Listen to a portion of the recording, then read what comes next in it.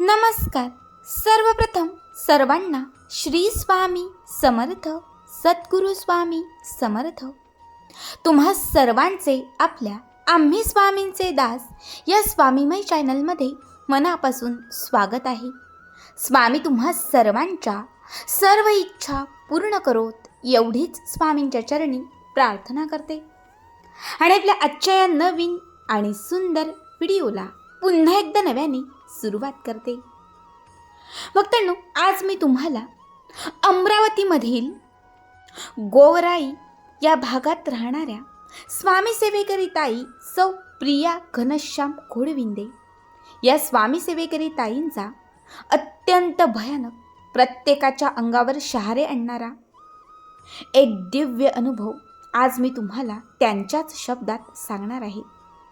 आपण जे सारामृत पारायण करतो त्या पारायणाची शक्ती किती अफाट आहे हे दर्शवणारा आणि सारामृताची ताकद प्रत्येक भक्ताला अनुभवायला लावणारा हा अत्यंत चित्तथरारक अनुभव आज प्रत्येकाने शेवटपर्यंत बघा. आणि जे कोणी आपल्या चॅनलवरती नवीन असतील त्यांनी लगेचच आपल्या चॅनलला सबस्क्राईब करा, कारण तुम्ही आपला चॅनल सबस्क्राईब केल्यामुळे मी पुढचे जे काही व्हिडिओ बनवेन त्याचं सर्वात पहिले नोटिफिकेशन हे तुमच्यापर्यंत पोहोचेल. तर सुरुवात करूयात आपण आजच्या या नवीन आणि सुंदर अनुभवास. पुढील संपूर्ण अनुभव हा या ताईंच्याच शब्दात. ताई म्हणतात, सर्वप्रथम सर्वांना श्री स्वामी समर्थ. जय जय स्वामी समर्थ. नमस्कार, मी सौ प्रिया आणि मी अमरावतीवरून आहे. आज मी तुम्हाला माझ्या आयुष्यात घडलेला हा सर्वात भयानक प्रसंग सांगत आहे. खरं तर मी एका प्रायव्हेट कंपनीमध्ये असिस्टंट मॅनेजर आहे. मागच्या काही वर्षांपूर्वी माझ्या आयुष्यात खूप मोठा आघात झाला. माझे मिस्टर आणि माझी मुलगी हे दिवाळीतील खरेदीसाठी दोघेही स्कूटीवर घराबाहेर गेले. त्यावेळी त्यांच्या स्कूटीला एका मोठ्या ट्रकने धक्का दिला. त्यात त्यांचा अपघात झाला आणि त्या अपघातात ते दोघेही मला कायमचे सोडून गेले. तेव्हापासून मी खूप एकटी पडले. माझं सगळं आयुष्य संपलं, माझं जगत संपलं. मी खूप एकटी असायचे. त्यावेळेस मला अगदी जगणंही नकोसं झालं. मात्र माझ्या आई वडिलांकडे बघून मी जिवंत होते. असेच काही दिवस गेले. मी आता आई वडिलांसोबत राहत होते. माझी आई ही त्यावेळेस नवीनच स्वामी सेवेत आली होती. बाजूलाच एक स्वामींचा मठ झाला होता. तिथे ती नेहमीच आरतीसाठी जायची. मग तिथला प्रसाद घरी आणून ती मला आणि बाबांना द्यायची. लहानपणापासूनच मी माझ्या आईवडिलांची एकटीच होती. मला भाऊ किंवा बहीण कोणीच नव्हतं. लग्नानंतर मलाही एक मुलगी झाली, मात्र तेही मला सोडून गेले. लग्नापासून मी एकटीच पडले. मी देवाला खूप दोष देत असायचे. खरं तर त्या प्रसंगानंतर मी देवाला मानणंही सोडून दिलं. मात्र माझी आई स्वामींच्या मठात जायची आणि तिथला प्रसाद ती मला द्यायची. तो प्रसाद खाऊन मला त्या प्रसादात एक वेगळीच अफाट शक्ती जाणवायची. हळूहळू तिने घरात स्वामी सेवा करायला सुरुवात केली. गुरुचरित्र, सारामृत, गुरुवार हे सगळं ती करू लागली आणि मग तिच्यासोबत सगळं घर स्वामीमय झालं. एक दिवशी मी मुलीच्या आठवणीत खूप रडत होती आणि त्याच क्षणी माझ्या आईने माझ्यासमोर तारक मंत्र लावला.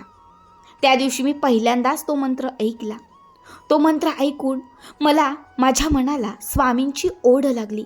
मन शांत झालं आणि मग तिथून मी दररोज तो मंत्र ऐकू लागली. मग मीही स्वामी सेवेला सुरुवात केली. जशी मी या मार्गात आली तसे माझे खूप प्रश्न सुटत गेले. माझ्या आयुष्यातील अडथळे दूर झाले.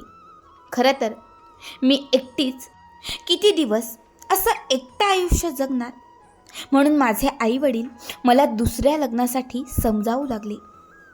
पुन्हा लग्नाचा विचार कर म्हणून दररोज ते माझ्या मागे लागायचे. मात्र मला त्यांचा निर्णय हा कधीच मान्य नव्हता. कारण माझं माझ्या पतीवर आणि माझ्या मुलीवर खूप प्रेम होतं. जर मी दुसरं लग्न केलं तर ते नाराज होतील, म्हणून मी दुसऱ्या लग्नाचा विचार स्वप्नातही करत नव्हते. मात्र एका बाजूला माझ्या आईबाबांची माझ्याप्रती असणारी तळमळ ही मला पाहवत नव्हती.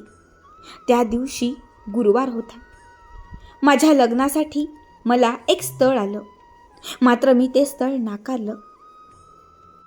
मी त्या लग्नाला हो म्हणावं म्हणून माझ्या आईने 21 सारामृत पारायणाचा संकल्प केला.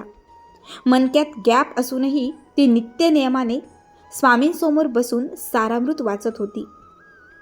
मात्र मला मनात कुठेतरी हसूही यायचं. असं काही असतं का? खरं तर माझा इतका काही विश्वास नव्हता. बघता बघता माझ्या आईची 20 सारामृत पारायणं पूर्ण झाली.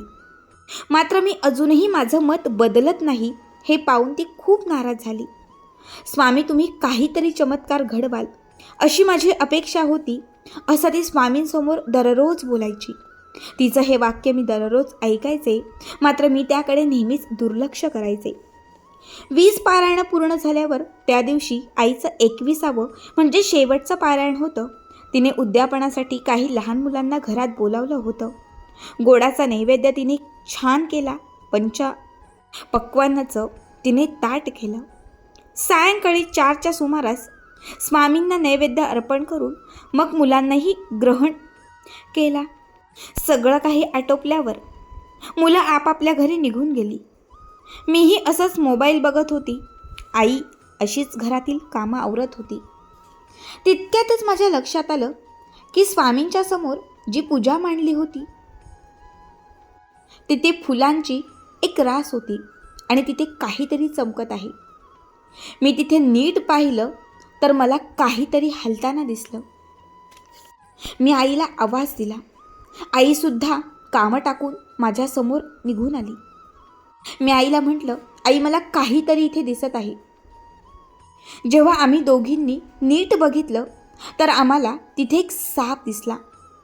खरं तर इतक्या वर्षात आमच्या घरात कधी गांडूळही आलं नाही. मग हा साप कसा आला? आम्ही तर खूप घाबरलो. बाजूच्या लोकांनाही बोलवलं. त्यानंतर आम्हाला त्याच ठिकाणी अजून एक साप दिसला. एका वेळी 2 साप आणि तेही नाग होते. हे नाग कसे आले? आमचं अंग अक्षरशः कापू लागलं. अंगावर चरचरीत घाम आला. स्वामींची माफी मागू लागलो. काही आमचं चुकलं असेल तर महाराज क्षमा करा, पण नाराज होऊ नका असं अगदी आम्ही स्वामींना सांगू लागलो. 2 तास तो साप तिथेच आम्हाला स्पष्ट दिसत होता. मग आमच्या शेजारच्या काकांनी एका सर्पमित्राला बोलावलं. सर्पमित्र इथून थोडे लांब राहतात, त्यामुळे त्यांना यायला उशीर झाला. 1 ते 1.5 तासानंतर ते आमच्या घरी आले. मात्र त्यावेळा ते 2ही साप गायब झाले. त्यांनी त्या दिवशी 5 तास आमचं सगळं घर शोधलं. घराच्या आजूबाजूचा सगळा परिसर बघितला, मात्र ते साप त्यांना कुठेच दिसले नाही. एका क्षणासाठी ते आम्हाला म्हणाले, तुमचा काहीतरी भास झाला. मात्र ते साप आमच्या शेजारच्यांनी, मी, माझ्या आईने सगळ्यांनी पाहिले. मात्र देवघरातून अचानक हे साप गायब कसे झाले असा प्रसंग आपल्या घरात या सारामृत पारायणाच्या शेवटच्याच दिवशी कसा घडला हे आम्हाला कळत नव्हतं. आम्ही त्याचाच विचार करत होतो. 5 तास त्या लोकांनी खूप त्या सापांना शोधण्याचा प्रयत्न केला, मात्र हाती काहीच लागलं नाही. शेवटी ते निघून गेले. त्या रात्री आम्ही अगदी घाबरतच कसे तरी झोपलो. मात्र मला त्या रात्री एक स्वप्न पडले. त्या स्वप्नात मला पुन्हा ते 2 नाग जसेच्या तसे दिसले.